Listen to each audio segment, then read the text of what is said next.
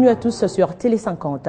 Le ministre allemand des Affaires étrangères séjourne à Kinshasa, capitale administrative de la République démocratique du Congo. Frank-Walter est à la tête d'une forte délégation des investisseurs en provenance d'Allemagne avec comme objectif apporter un plus sur le développement de la RDC. À Kinshasa, il a d'abord été reçu par le Premier ministre et chef du gouvernement, Matata Ponyo.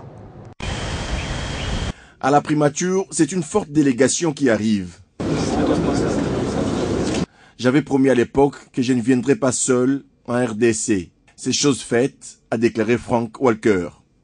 Ces hommes sont des entrepreneurs allemands. Ils sont à Kinshasa pour non seulement rencontrer les officiels congolais, mais également les businessmen congolais. Matata les reçoit et c'est sous une ambiance bon enfant. Un petit entretien et les différentes personnalités se rendent dans la salle Lumumba de l'hôtel du gouvernement. Ici, devant tout le monde, le ministre allemand des Affaires étrangères reconnaît les prouesses économiques réalisées par la République démocratique du Congo, qui attire déjà des investisseurs. Le Premier ministre, qui s'est rappelé de son passage en Allemagne, s'est dit honoré par la visite à Kinshasa de ses hôtes.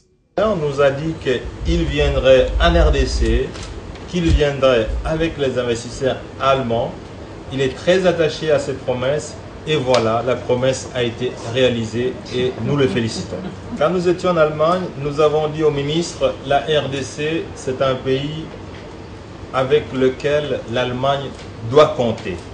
Parce que nous avons un président jeune, un président qui veut que le pays avance, un président qui réalise des performances économiques et sociales dans ce pays. Il faut donc laisser des traces et c'est présent en fait foi. Ça reprend l'ensemble des cultures de la République démocratique du Congo. Les investisseurs sont là pour que désormais l'Allemagne soit présente en République démocratique du Congo. La balle est donc dans les camps du pays de Joseph Kabila Kabange qui veut faire du Congo un véritable pôle de croissance. Dans le même registre, sachez aussi que l'Allemagne salue la publication du calendrier électoral global en RDC. Le ministre fédéral allemand des Affaires étrangères, Frank-Walter Steinmeier, l'a fait savoir au cours du point de presse animé conjointement avec son homologue Raymond Tshibanda. Les deux ministres sont également revenus sur les différents domaines d'intervention de l'Allemagne en RDC. Le diplomate de la première puissance économique d'Europe est à la tête d'une délégation de 120 personnes, dont des députés, opérateurs culturels et hommes d'affaires qui en quelques heures se sont déjà fait une idée positive de la RDC. Après un entretien de près d'une heure, Frank-Walter Steinmeier et Raymond Tshibanda étaient face à la presse allemande et congolaise pour répondre notamment sur les grandes lignes de la coopération entre les deux pays. Nous avons eu l'occasion, avec M. le ministre, de faire le tour de ces relations, de discuter de toutes les questions d'intérêt commun, qu'il s'agisse de la situation en République démocratique du Congo, là où le ministre est, où il est aujourd'hui et où il va, que de la situation dans la région des Grands Lacs et au-delà. Donc nous ne sommes pas seulement venus pour parler du terrorisme ou pour nous intéresser à la situation dans l'est du Congo, non seulement pour discuter de la politique intérieure du pays, mais également pour nous intéresser à l'expertise de nos collègues africains. L'Allemagne appuie la RDC dans plusieurs domaines, dont celui de la sécurité qui connaît beaucoup de réformes. Pour le moment,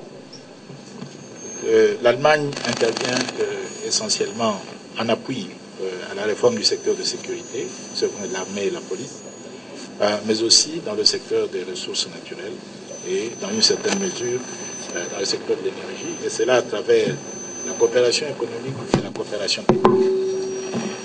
Nous avons parlé de renforcer, de développer cette coopération. Quant au chapitre des élections, l'Allemagne, qui a soutenu financièrement les élections de 2006 et 2011, salue la publication du calendrier électoral global. Le diplomate allemand en séjour à Kinshasa répond à l'invitation du Premier ministre congolais Matata Ponyo lors de son dernier séjour à Berlin. Sachez aussi que c'est la deuxième visite d'un ministre des Affaires étrangères allemand en RDC depuis 1977. Et puis, balai diplomatique, ce jeudi au Palais du Peuple, le président de l'Assemblée nationale, Aubin Minakou, a conféré tour à tour avec la délégation des députés allemands séjournant à Kinshasa depuis quelques jours, aussi avec l'adjoint du patron de la MONUSCO, Moustapha Soumaré, venu présenter ses adieux. Et à cela s'ajoute l'ambassadeur du Zimbabwe en RDC et le général de la MONUSCO, Abdallah Wafi, fait mandat à République démocratique du Congo. Parlons maintenant de cette conférence annuelle sur les tendances qui vont impacter dans les prochains mois les secteurs de télécommunications et nouvelles technologies, de l'information et de la communication organisée par le cabinet Deloitte devant un parterre d'invités venus des différentes entreprises. Il était question de faire une analyse globale des mutations qui s'opèrent dans ce secteur à ce jour, mais aussi faire des projections. Classés parmi les secteurs porteurs de croissance, les télécommunications et les nouvelles technologies de l'information et de la communication restent aussi un domaine très dynamique où les investissements ne tarissent pas. L'initiative vaut donc la chandelle lorsque Deloitte apporte un éclairage sur les principales tendances qui vont impacter ces secteurs dans les prochains mois, avec l'apport d'autres entreprises opérant dans ce domaine. L'apport de la technologie, c'est de faire progresser les sociétés pour qu'elles deviennent des sociétés plus sûres, plus efficaces en termes d'utilisation des ressources et plus durables en termes de protection de l'environnement. Ces prédictions sont les fruits d'échanges et d'interviews avec des clients, des analyses des leaders de l'industrie et plus de 8000 professionnels experts dans ce domaine. Mais le passage de la télévision analogique à la télévision numérique reste aussi une préoccupation. Quelles sont les télévisions congolaises qui sont prêtes à migrer de l'analogique vers la TNT? Parce qu'il y a des exigences, non seulement techniques, mais également l'occupation du temps d'antenne. Parce que nous exportons nos produits. Il faut des programmes qui montrent que le Congo produit des activités culturelles et d'autres activités, etc. Il ne faut pas que, quand nous serons tous sur la TNT, que nous puissions renvoyer les éléments culturels, économiques vers l'Europe. Le rendez-vous est donc fixé pour l'année prochaine. Dans l'actualité toujours, sachez que la ministre de Commerce, Nefertiti Ngoudiaza, s'engage dans le processus de réforme du guichet unique qui est dans sa deuxième phase. Elle a eu à cet effet un échange avec tous les membres du comité de pilotage pour évaluer le travail fait par l'équipe précédente. Nanouma Vungu et Arlette Matondo signent ce reportage. Ministre de Commerce, Nefertiti Ngoudiaza est aussi présidente du comité de pilotage de la réforme du guichet unique. Elle rencontre pour la première fois depuis sa nomination le comité de pilotage de ce processus. Un comité costaud qui regroupe les ministères de l'économie, du transport, du budget, des finances et des représentants des entreprises commerciales. La réunion tourne autour de 7 matières et en trait à l'instauration des règles de base pour le bon fonctionnement du comité de la dite structure. Après des débats riches et constructifs, un compromis est dégagé pour améliorer les insuffisances constatées. La mise en place d'un guichet unique intégral virtuel intégrant les composantes de pré-dédouanement, de dédouanement et de post-dédouanement. Une feuille de route reprenant les actions à mener pour parvenir rapidement à cette fin. Dans cette deuxième phase, le comité est déterminé à instaurer le guichet unique intégral. Le gouvernement voudrait assainir son commerce extérieur à travers une facilitation des procédures du commerce. C'est-à-dire, quand vous allez, par exemple, à Matadi pour dédouaner, il ne faut pas que vous puissiez perdre 2 mois, 3 mois ou 4 mois. Tout sera fait en signaux électroniques, donc l'informatique. Mis en place depuis 10 ans maintenant par le chef de l'État, le comité de pilotage de la réforme du guichet unique a comme objectif d'assainir l'espace commercial en République démocratique du Congo. Autre titre d'actualité, la relance de la Silou dans le Bas-Congo et Interlac à Katana au sud Kivu. 2 grandes cimenteries du groupe Heidelberg Cement étaient au centre de l'entretien entre la ministre du portefeuille Louise Munga et la délégation d'Heidelberg qui a informé la ministre du portefeuille de la vision d'expansion en volume de production. Les deux parties ont également passé en revue les difficultés rencontrées par les 2 cimenteries, difficultés liées principalement à la concurrence déloyale de la part de certains importateurs. Il était question de faire le point sur les activités des Silou dans le Bas-Congo et d'Interlac dans le Sud Kivu et d'informer Madame la ministre du portefeuille de la vision d'expansion en volume de production avec plus d'investissements des Heidelberg Cement en RDC. Les deux parties ont passé en revue les difficultés rencontrées par les deux cimenteries, difficultés liées principalement à la concurrence déloyale de la part de certains importateurs.